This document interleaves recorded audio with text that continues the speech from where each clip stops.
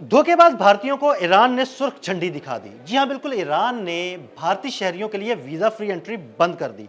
आमिर रज़ा मेरे साथ मौजूद हैं, उनसे बात करते हैं। आमिर भाई, भारत की जानिब से ईरान को धोखा मिलने के बाद ईरान ने भारतीयों से हाथ खींच लिया। आगे क्या होने जा रहा है? ये सबसे पहले तो मैं मोदी को, यानी जो वज़ीर आज़म हैं भारत के, उनको कहना चाहता हूँ कि इब्तदाई इश्क है, रोता है क्या, आगे आगे देखिए होता है क्या। ये सिर्फ वीज़ा पाबंदी नहीं है। पहली बात है 5 अरब डॉलर की सरमायाकारी बिल्कुल। जो कि ईरान में कर रखी है भारत ने। ये इतनी बड़ी रकम है कि भारत जो है इस रकम की वजह से मज़ीद कर्ज़ों के बोझ तले है और वहाँ के लोग जो हैं ये कर्ज़ा भी उतारेंगे। हुआ ये कि भारत ने जब वहाँ सरमायाकारी की बात की तो ईरान ने खुले दिल के साथ ये कहा कि भारतीय सरमायाकार, भारतीय ताजर, भारतीय इंडस्ट्रियलिस्ट, एजुकेशनिस्ट, एजुकेशन हासिल करने वाले स्टूडेंट्स ये वीज़ा फ्री एंट्री के साथ ईरान बिल्कुल। में आ सकते हैं, यानी बग़ैर एम्बेसी में जाए ये आएँ और अपनी इमिग्रेशन कराएँ और ईरान में दाखिल हो जाएँ। लेकिन हुआ ये कि एक तरफ जब हमने जंग मई में इनको मारा तो उसके बाद इसराइल ने ईरान पर हमला किया।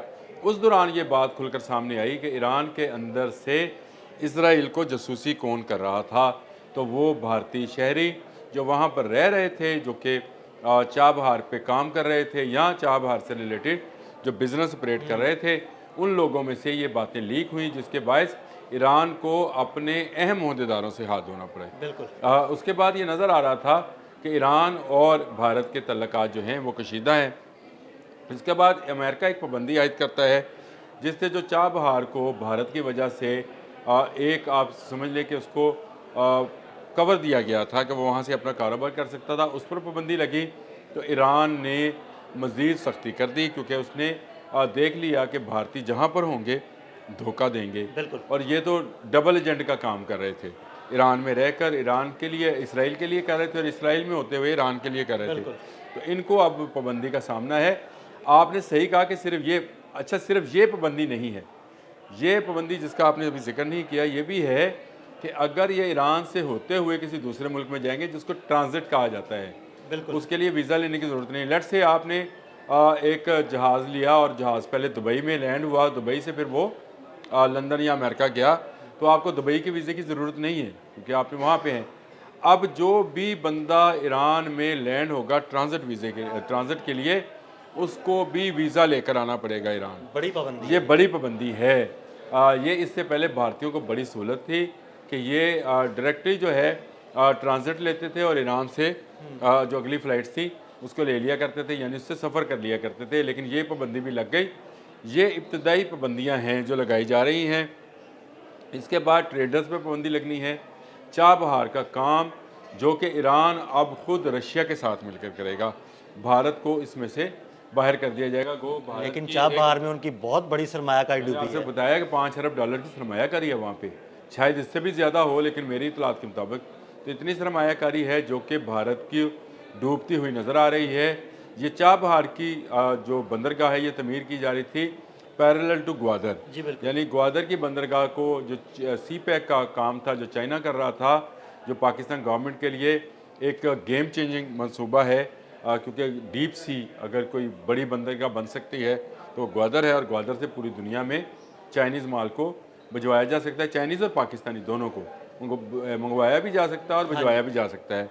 उसके मुकाबले में इंडिया ने ईरान में चाबहार की बंदरगाह को शुरू किया और ये एक कोशिश थी कि शायद सी पैक के मंसूबे को नाकाम बनाया जाए, लेकिन ईरान को जल्द समझ आ गई और ईरानी गवर्नमेंट ने अब भारतीयों पर पाबंदियाँ लगानी शुरू कर दी हैं।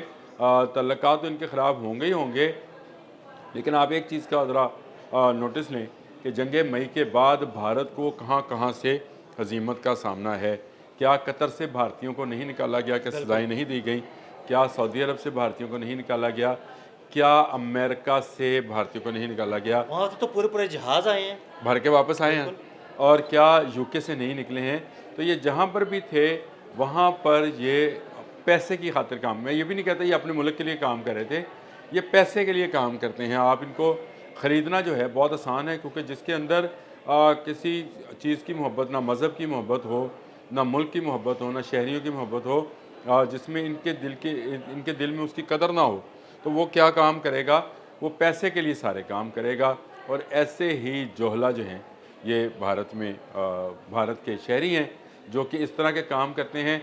मुझे बताएं कौन सा मुल्क है जो डसा नहीं गया? कनाडा से शुरू हो जाए। जी बिल्कुल, कनाडा में भी दहशतगर्दी की कनाडा इन्होंने, में अमेरिका में भी आप की, सिख अमेरिका में रहनुमा को की, कत्ल किया, ऑस्ट्रेलिया में भी की, उसके बाद आपने कतर में बाकायदा जासूसी करते हुए इनके लोग पकड़े गए, सजाए मौत हो गई, तो फिर मोदी दरमियान में आया और दरमियान में तल्ले आया, मिलते वो करके वो बैन उनको वापस अवी ले सतह गया। पर तल्लकात की भी बात है।